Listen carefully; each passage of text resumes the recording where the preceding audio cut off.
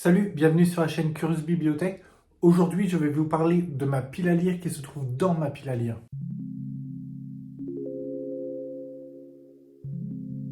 Il y a quelques jours, je regardais les livres que j'ai dans ma bibliothèque et je me rendais compte qu'il y en avait un grand nombre que je n'avais pas encore lu. Certains me donnent plus envie que d'autres, des titres sont plus accrocheurs que les autres, mais une chose est sûre, j'ai tous envie de les lire. Par contre, il faut faire un choix et savoir par lesquels on commence. Je vais vous expliquer pourquoi je vais choisir ces livres-là plutôt que d'autres.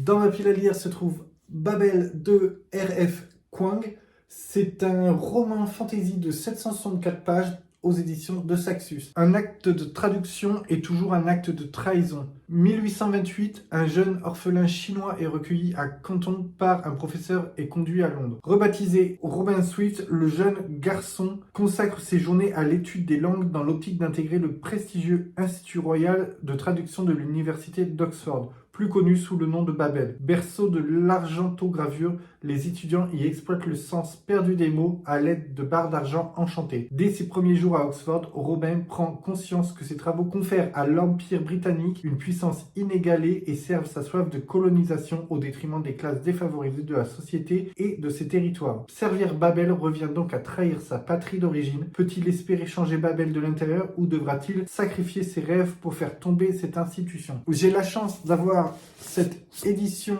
collector de Babel avec un beau jaspage. L'intérieur est aussi super que l'extérieur.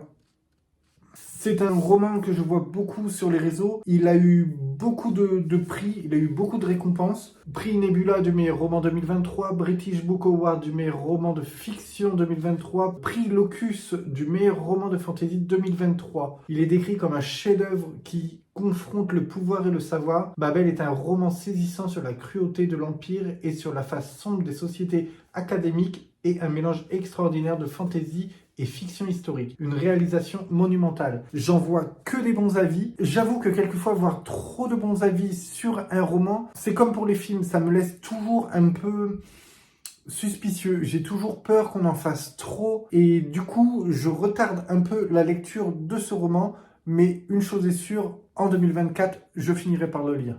Dans ma palle, on trouve aussi Le Maître des Illusions, un roman de Donna Tartt aux éditions Pocket ici. C'est un roman classé policier de 790 pages. En décrochant une bourse à l'université de Hamden dans le Vermont, Richard Papen ne laisse plus grand-chose derrière lui. La Californie qui lui déplaît, son adolescence faite de souvenirs incolores et ses parents avec qui il ne s'entend pas. Hamden est une porte de sortie inespérée, l'opportunité de vivre une nouvelle vie. Passé quelques semaines, il est bientôt attiré par un professeur atypique, Julian Moreau, esthète capricieux qui enseigne les lettres classiques à 5 étudiants apparemment très liés. Contre l'avis de ses professeurs, il tente de s'introduire dans le groupe de ces jeunes gens marginaux sur qui courent les plus folles rumeurs. Il est loin d'imaginer ce que lui coûtera sa curiosité. J'ai acheté ce roman sur Vinted. J'ai été séduit par cette édition collector déjà. J'ai un faible pour les éditions collector. Je ne l'ai toujours pas lu. Il est bien placé dans ma pile à lire pour être lu début 2024. Un autre livre qu'on trouve sur le dessus de ma pile à lire, c'est Vertèbre de Morgane Cossarieux. Dans ce roman fantastique horreur de 291 pages, c'est ça, aux éditions Au Diable Vauvert. 1997, petite station balnéaire des Landes, Jonathan, 10 ans, vient d'être kidnappé. On le retrouve une semaine après sur une aire d'autoroute. Sa mère peine à le reconnaître. Bien des choses ont changé en lui, la plus déroutante étant l'apparition d'une vertèbre supplémentaire. Résumé assez intriguant, assez déroutant même. On nous dit aussi Morgane Cossarieux revisite les années 90 comme Stephen King le faisait avec ça pour les années 1960. Entre Stranger Things et un chair de poule pour adultes, culture horrifique débridée et métaphore sur la transformation du corps et la sexualité. Elle signe son livre le plus ambitieux. J'ai déjà lu quelques romans de Morgane Cossarieux, par exemple Dans les veines aux éditions Nemos, une histoire fantastique, terrifique, un peu horrifique aussi sur les vampires. Alors des vampires qui sont pas aussi sympas que ceux qu'on peut trouver dans d'autres romans ou dans certains films. Et j'avais aussi lu Je suis ton ombre de Morgane Cossarieux, donc toujours chez Nemos. Je suis ton ombre, c'est un livre qui m'a plu, pourtant j'avoue j'en ai pas beaucoup de souvenirs. Je vais en reparler bientôt dans une autre vidéo qui aura pour thème les livres que j'ai envie de relire. Dans ma pile à lire, on retrouve aussi les Heartstopper, oui, je les ai toujours pas lus. Heartstopper, des romans graphiques d'Alice Oseman aux éditions Hachette Romans. Deux garçons, une rencontre, un coup de foudre amical ou amoureux. J'ai essayé de me tenir assez à l'écart des spoils concernant cette série. C'est un roman graphique que j'avais feuilleté, mais vraiment très brièvement, histoire de voir l'intérieur justement. J'adore le style en noir et blanc. Je n'ai pas encore commencé, je sais à peine de quoi ça parle et j'ai vraiment hâte de découvrir cette saga. Encore dans ma pile à lire, un autre roman, mais qui lui, je pense, malgré tout, attendra encore quelques mois. Thread of Power de V.E. Schwab aux éditions Lumen. On est sur un roman fantastique de 756 pages. Il va attendre parce que tout simplement je suis en train de lire Shades of Magic. C'est le premier tome, il y en a deux autres avant de commencer celui-là, et il est fort probable que je glisse d'autres lectures entre celles-là. J'ai été séduit par ce livre en édition collector. Comme on peut le voir, il y a des cartes et le jaspage est juste incroyable. C'est bête, mais j'adore aussi le papier assez épais. Pour la lecture, je trouve ça trop sympa.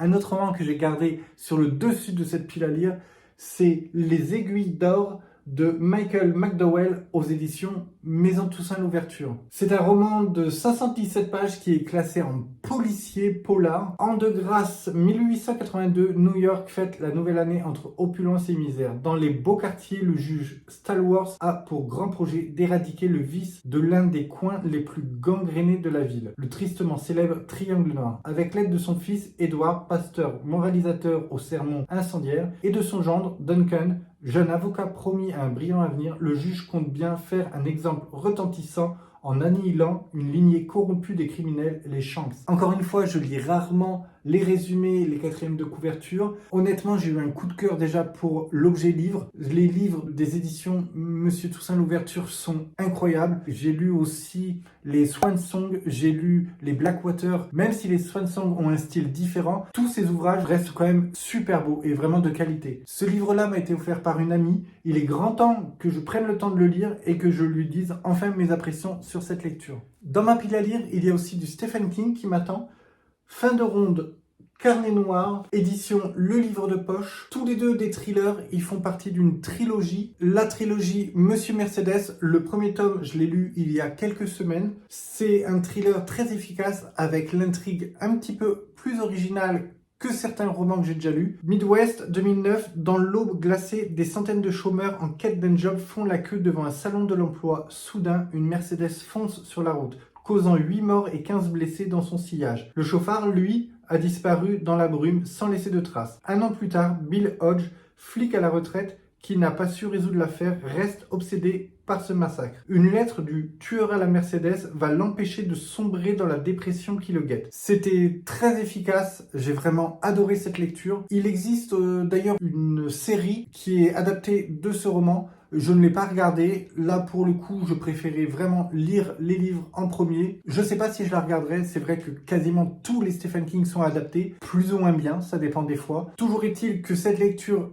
était super et j'ai hâte de lire les deux autres. Un roman jeunesse qui est dans ma pile à lire, Mémoire de la forêt, le tome 1, Les souvenirs de Ferdinand Taupe. C'est un roman de Michael Brun-Arnaud aux éditions 9, l'école des loisirs. Un roman illustré de 300 pages. Dans la forêt de Belle-Écorce, au creux du chêne où Archibald Renard tient sa librairie, chaque animal qui le souhaite peut déposer le livre qu'il a écrit et espérer qu'il soit un jour acheté. Depuis que ses souvenirs le fuient, Ferdinand Taupe cherche désespérément à retrouver l'ouvrage qu'il a écrit pour compiler ses mémoires, afin de se rappeler les choses qu'il a faites et les gens qu'il a aimés. Il en existe un seul exemplaire, déposé chez le libraire il y a des années. Mais justement, un mystérieux client vient de partir avec. À l'aide de vieilles photographies, Archibald et Ferdinand se lancent sur ses traces en forêt, dans un périple à la frontière du rêve, des souvenirs et de la réalité. Pareil, j'ai vraiment entendu beaucoup de bien de ce livre sur les réseaux. J'ai pas encore acheté les autres tomes,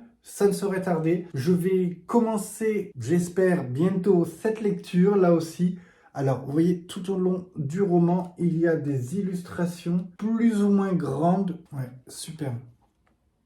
C'est vrai que ça donne vraiment envie. Je pense que ça va être une lecture très agréable, malgré le thème abordé. On aborde ici le thème d'Alzheimer, la perte de souvenirs, tout ce qui en découle. Donc c'est vrai que c'est un thème assez fort pour un roman jeunesse, et je trouve ça bien de pouvoir éduquer aussi tout le monde à ces sujets. Il me semble aussi que les autres tomes ont chacun un thème particulier abordé. Et pour le coup, c'est vraiment une lecture qui va me plaire, je pense. Le côté lecture rapide, lecture facile, entre guillemets, je pense que ça va vraiment me plaire. Un des romans graphiques qui se situe dans ma pile à lire, Ces jours qui disparaissent de Timothée Le Boucher aux éditions Glénat. C'est un roman graphique de 192 pages. Que feriez-vous si d'un coup vous vous aperceviez que vous ne viviez plus qu'un jour sur deux? C'est ce qui arrive à Lubin Maréchal, un jeune homme d'une vingtaine d'années qui, sans qu'il en ait le moindre souvenir, se réveille chaque matin alors qu'un jour entier vient de s'écouler. Il découvre alors que pendant ses absences, une autre personnalité prend possession de son corps. Un autre lui-même avec un caractère bien différent du sien, menant une vie qui n'a rien à voir. Pour organiser cette cohabitation corporelle et temporelle, Lubin se met en tête de communiquer avec son autre par caméra interposée. J'arrête ici la lecture du résumé. Le libraire qui m'a conseillé ce roman graphique m'avait raconté rapidement aussi l'histoire avec ses propres mots, donc un peu plus brièvement, et je trouvais ça super. J'ai aimé la couverture, elle est colorée, mais je la trouve très sombre quand même. En fait, voir le personnage et son reflet avec ce regard un peu mystérieux, un peu malsain même, j'ai envie de dire. Je suis vraiment intrigué. Les illustrations, je les trouve vraiment sympa. Alors elles sont plus ou moins dark. D'après ce que j'ai compris, les deux styles d'illustration, alors c'est pas style, c'est plus l'emploi des couleurs plus ou moins claires ou foncées, servent à illustrer justement la partie roman. Je pense que c'est pour nous faire comprendre quelle personnalité est à l'action. Je suis pas sûr, je lirai pour découvrir.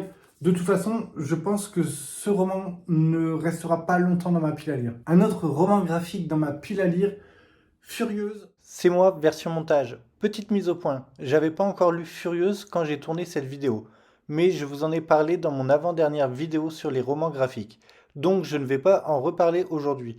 Si vous l'avez manqué ou que vous voulez découvrir ce livre, que j'ai adoré d'ailleurs, le lien est dans la description. Je vous laisse avec moi-même. J'ai sélectionné dans ma pile à lire aujourd'hui tous ces livres. J'ai vraiment envie de les lire tous, les uns autant que les autres. Peut-être que je finirai par lire d'autres livres avant cela ou pas. Je lirai suivant les envies du moment. Il y en a pas mal qui restent là pour le coup de côté entre guillemets. Ce n'est pas qu'ils ne me plaisent pas ou plus. C'est juste qu'il fallait choisir un ordre de préférence. J'espère que ça vous aura donné envie d'en découvrir certains. Si vous connaissez déjà certains ouvrages ou que vous avez envie de les découvrir, n'hésitez pas à le mentionner dans les commentaires et on pourra échanger à ce sujet. La vidéo est terminée, je m'empresse de retourner lire, je vous retrouve dans une prochaine vidéo. C'est la deuxième fois. Pardon. Curiosité. Sur Vinted, j'ai découvert Shadow. Celui-là m'a été offert par une arme. Ah, j'ai même pas dit. J'ai tout fait encore. Voilà. Ça. Ah, il manque le dernier.